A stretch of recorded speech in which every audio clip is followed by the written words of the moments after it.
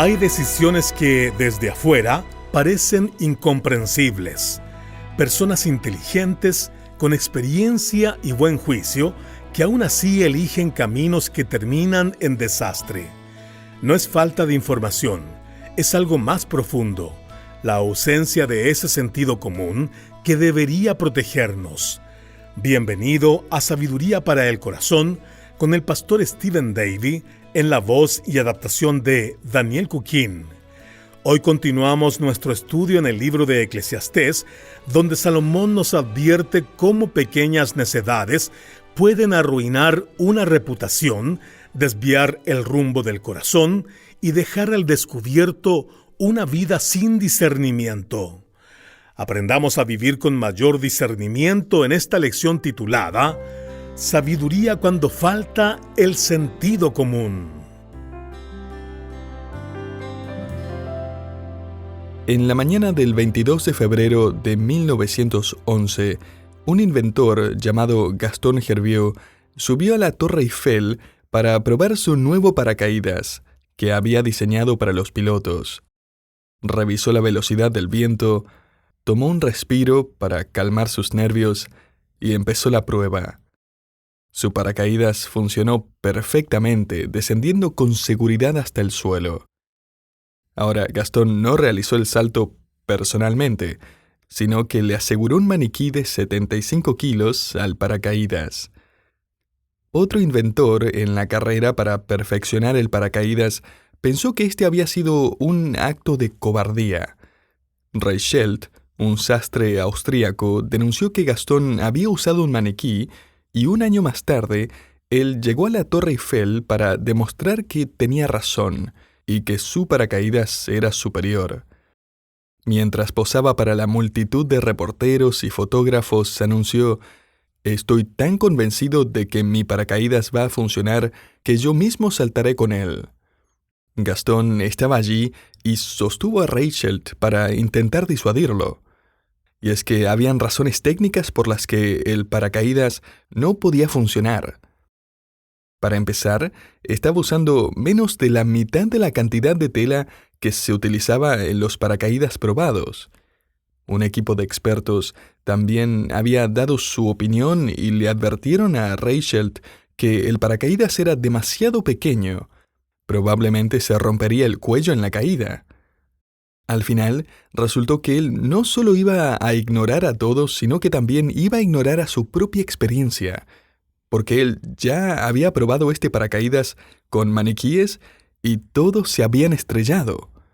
Él mismo lo había probado saltando de 9 metros en un pajar y se había estrellado. Lo había probado a 6 metros sin la paja y se había roto una pierna al caer. Pero él no iba a escuchar a nadie. Y siguió adelante. Los periodistas que cubrieron el acontecimiento registraron que cuando él saltó de la torre, cayó casi 5 segundos acelerando constantemente hasta golpear el suelo a 95 kilómetros por hora. Murió instantáneamente. Él se convirtió en un ejemplo dramático de las tantas tragedias que vemos el día de hoy, pero también se convirtió en un ejemplo de alguien que carece de lo que llamamos sentido común. Mira, a este hombre no le faltó educación, tampoco le faltaba un buen trabajo, no le faltó valor, determinación o persistencia. Lo que le faltó fue sentido común para aplicar lo que había aprendido en el pasado en lo que pensaba hacer en el futuro. Le faltó sentido común para saber cuándo escuchar en lugar de hablar. Le faltó ese importante, intangible y protector sentido común que ya no es tan común que digamos. Un sentido común poco común. Ahora, Salomón ha descrito en varias ocasiones en su diario de vida a esta clase de individuos. En su libro de Proverbios los describe como personas simples, ingenuas, tercas o intencionalmente ignorantes. De hecho, Salomón aún va a usar términos como necio e insensato más de 100 veces en sus libros de sabiduría. En el capítulo 10 de Eclesiastés, Salomón va a usar estos términos 9 veces. Locura o necedad describe a la persona que diríamos que carece de sentido común. Y Salomón comienza el capítulo 10 con 3 ilustraciones de esta persona. Fíjese en el versículo 1 que dice: Las moscas muertas hacen heder y dar mal olor al perfume del perfumista. Así una pequeña locura al que es estimado como sabio y honorable. En el mundo antiguo, hacer un perfume era una ciencia altamente especializada. En la generación de Daniel, en Babilonia, los sabios o magos se encargaban de proteger las mejores fórmulas. En los días de Esther, la realeza tenía mercaderes recorriendo el mundo en búsqueda de la última fragancia, colonias, lociones, perfumes. Pero, por supuesto, aún la botella más cara de perfume podía perder todo su valor instantáneamente. Y es evidente que esto ocurrió varias veces como para que Salomón lo haya visto. Moscas o insectos que caen en la fórmula y que arruinan todo el perfume. Y lo mismo pasa hoy. Si va a comprarse uno de esos frappuccinos exageradamente caros en Starbucks y luego abre la tapa para revolver el caramelo en su moka de chocolate blanco y se da cuenta de que una mosca muerta está flotando en el café, usted no se va a acercar al mostrador y le va a pedir al empleado: «Joven, ¿le molestaría tomar una cuchara y sacar esta mosca para que pueda tomar mi café?» No, usted va a querer uno nuevo. Esa mosca lo arruinó todo. Esa pequeña criatura lo contaminó todo. Salomón está tratando de hacer una conexión aquí que no nos gusta hacer cuando se trata de nuestras propias vidas, pero que el sentido común nos dice que es verdad. Y es que tal como una mosca muerta puede estropear un costoso perfume, una pequeña necedad puede opacar toda una vida caracterizada por una buena reputación. Si lo ponemos en forma de principio, podríamos resumir esta ilustración de la siguiente manera: los pequeños pecados terminan ensuciando una buena reputación. Solo una pequeña necedad, una pequeña mentira, un pequeño gasto personal en la cuenta del trabajo o una pequeña exageración en la hoja de vida. Tristemente, lo hemos visto aún en líderes de la iglesia, hasta en gobernantes de países influyentes. De repente esa necedad sale a la luz y roba la reputación de ese aroma de integridad, de dignidad y honestidad. El mundo quizás diga: está bien, relajémonos un poco, si no es la gran cosa. Acérquese al límite tanto como pueda sin que lo atrapen. Pero el sentido común le susurra: aléjese lo más lejos posible de ese límite. He visitado gente en la cárcel y he recibido cartas de presos que me cuentan su historia de cómo todo empezó con un pequeño paso de necedad. En 1859, Charles Spurgeon, el famoso pastor de Londres, predicó un sermón titulado «Pequeños pecados» y dijo: «Los más sabios entre nosotros siempre han temido los pequeños pecados. Reconocen que en el infierno rebosan los pecados pequeños. Hay un mundo de iniquidad escondido en una sola acción, en un pensamiento pecaminoso, y debemos evitarlos con temor. Los pequeños pecados conducen a los grandes, así que manténgase alejado de ellos». Y es que los pequeños pecados eventualmente acaban por ensuciar o incluso destruir una buena reputación. Salomón continúa dándonos otra ilustración de la falta de sentido común y escribe en el versículo 2: «El corazón del sabio lo guía hacia la derecha, mas el corazón del necio a su izquierda». Si lo ponemos en forma de principio, podríamos resumirlo así: la perspectiva del corazón acabará dominando la dirección de una persona. Cuando Salomón escribe que los sabios se mueven a la derecha y los necios a la izquierda, él no está haciendo una declaración política. Tampoco quiere ofender a los zurdos. Él revela aquí una verdad categórica. Él se está refiriendo a lo que esa cultura, así como el mismo vocabulario bíblico, dice sobre la mano derecha.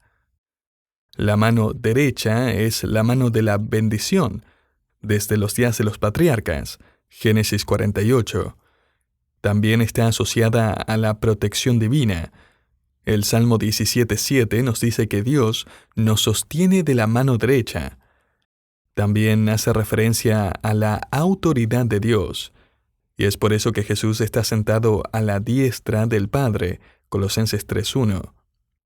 Hasta el día de hoy levantamos la mano derecha cuando hacemos un juramento en la corte y prometemos decir la verdad, toda la verdad y nada más que la verdad.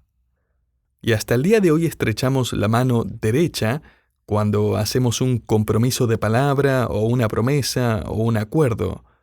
Y hasta el día de hoy nos saludamos unos a otros estrechando la mano derecha.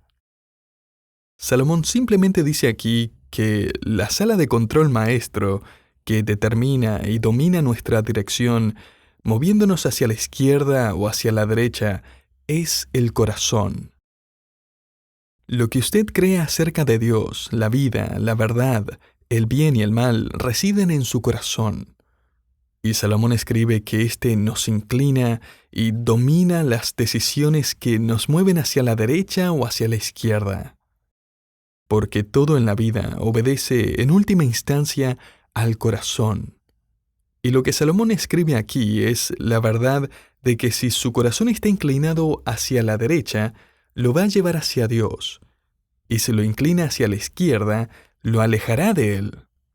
Si se inclina hacia la derecha, básicamente estará acercándose hacia la autoridad del trono de Dios y su palabra. Y si lo hace hacia la izquierda, se estará alejando de la autoridad de la palabra de Dios y su gloria. Me parece interesante que 3000 años después de que Salomón escribió esto en su diario, nuestro mundo todavía usa el vocabulario divino con el que Salomón escribió esta escritura inspirada con respecto a la derecha y la izquierda. Comúnmente se le llama a un cristiano conservador, que es un evangélico de derecha, y el que niega cosas como la inspiración y los valores de la escritura como un evangélico liberal de izquierda. Y recuerde que Dios aquí busca que evaluemos nuestros corazones. La pregunta que necesitamos hacernos es, ¿hacia dónde me está llevando mi corazón? ¿Hacia dónde me estoy inclinando? El sentido común diría que usted necesita inclinarse hacia Dios, hacia su palabra, hacia su gloria. Pero la necedad dirá, no te arruines la fiesta, no te preocupes por Dios, si probablemente ni siquiera existe.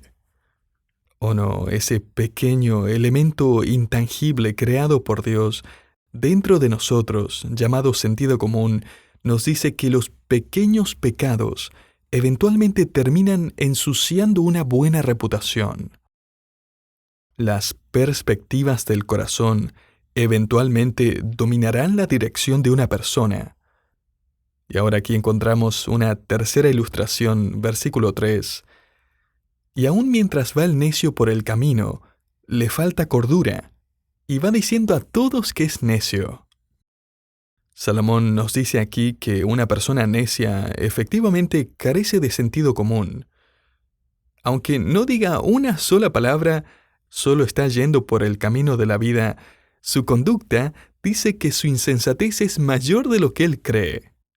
Podríamos poner el versículo en forma de principio y decirlo de esta manera: los necios serán eventualmente distinguidos por sus acciones.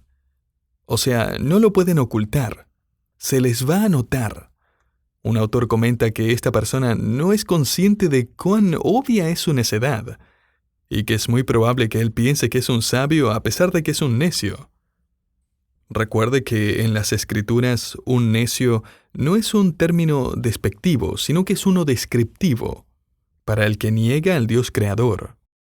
Esto se describe en más detalle en Romanos capítulo 1, donde los que niegan que Dios creó los cielos y la tierra, en lugar de darle gracias, se niegan a reconocerlo con sus especulaciones sobre los orígenes del mundo, junto a sus normas morales equivocadas que se alejan cada vez más del estándar divino.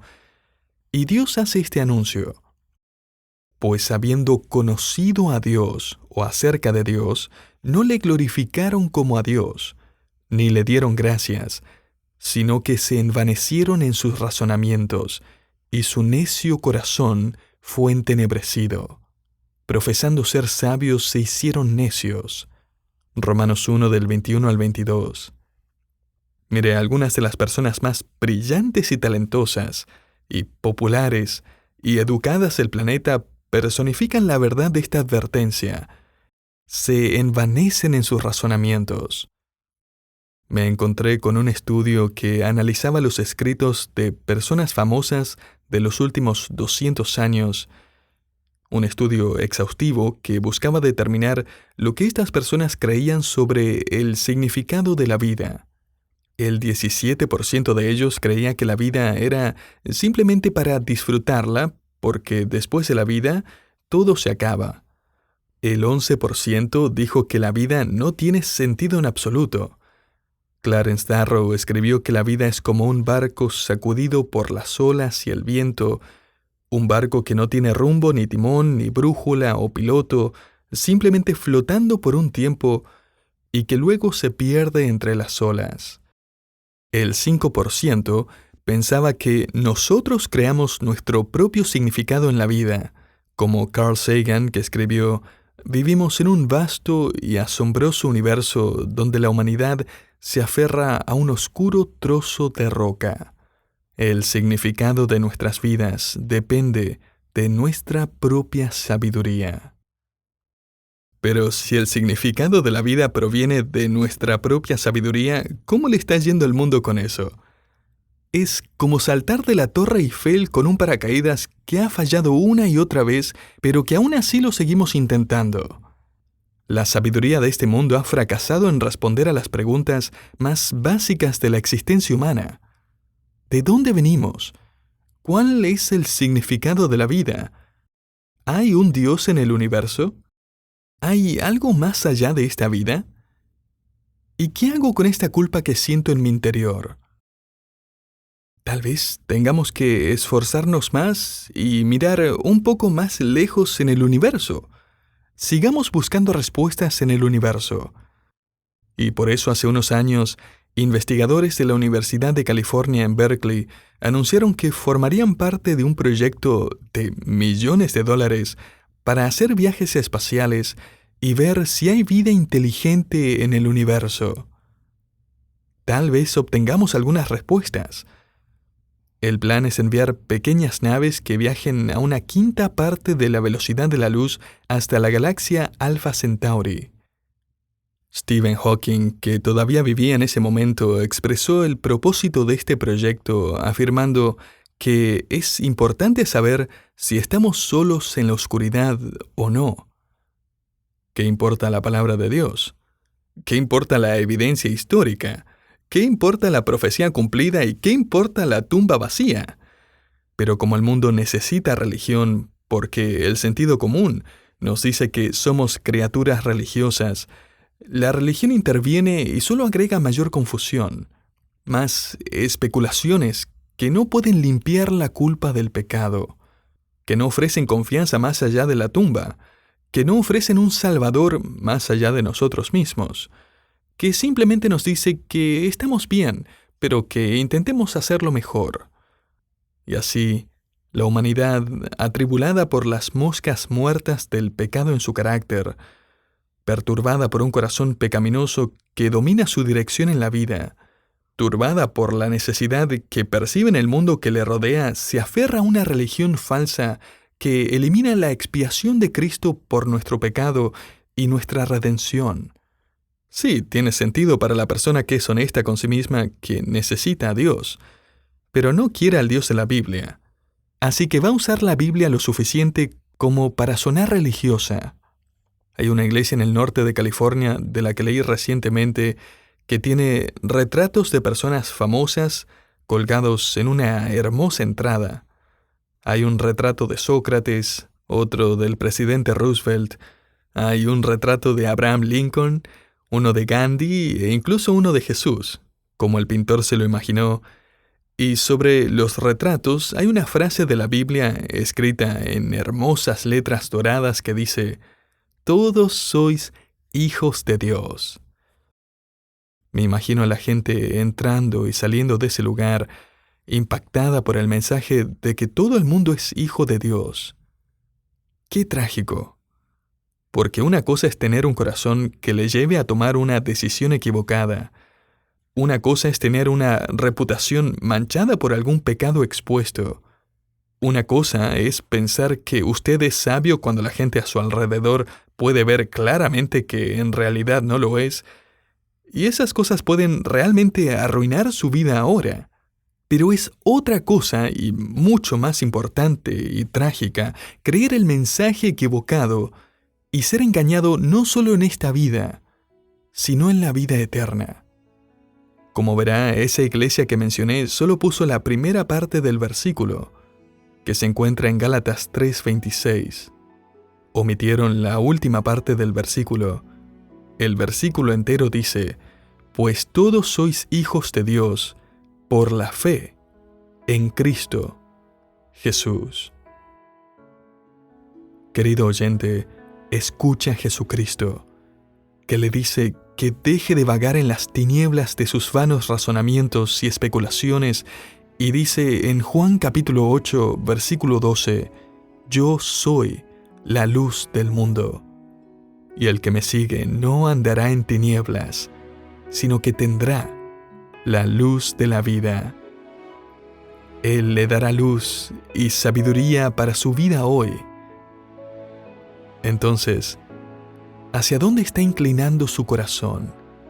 ¿A quién está siguiendo? ¿Qué dirección está tomando no solo en esta vida, sino en su viaje hacia la vida eterna? Acérquese al Señor hoy con humildad, buscando su sabio consejo y santidad. Eso es el sentido común, que tristemente no es muy común en el mundo. No lo ignore. Le salvará de muchos males y le llevará por el camino correcto hoy y siempre.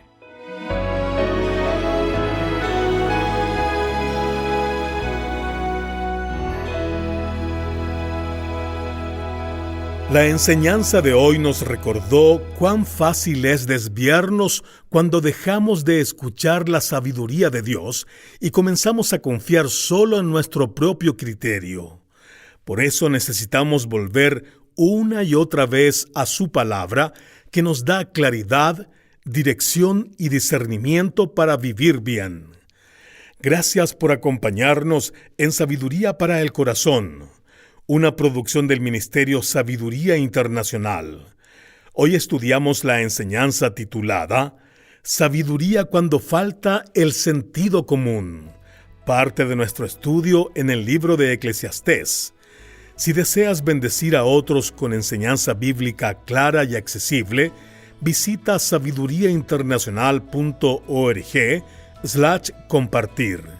Allí encontrarás maneras sencillas de invitar a personas a suscribirse y recibir contenido bíblico cada semana. Te esperamos en el próximo programa de Sabiduría para el Corazón.